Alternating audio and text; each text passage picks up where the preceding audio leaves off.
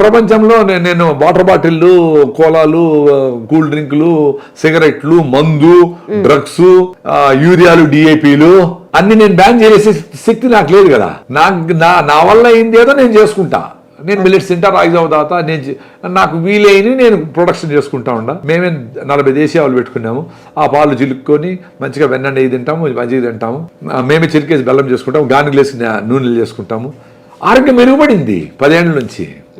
మాకు వచ్చిన అసిడిటీలు, తుమ్ములు, అలర్జీలు, గ్యాస్ట్రిక్ ట్రబుల్, లిగమెంట్ టేర్లు, పల్మనరీ ఎంబాలిజము, ఇట్లా న్యూరోసిస్ట్ ఇవన్నీ కూడా కంట్రోల్ అయ్యి బాగున్నాం కదా, యాక్టివ్గా ఆనందంగా. కేబీఆర్ పార్క్ చుట్టూ నేను కూడా ఫుల్ రౌండ్ రన్నింగ్ చేసిన.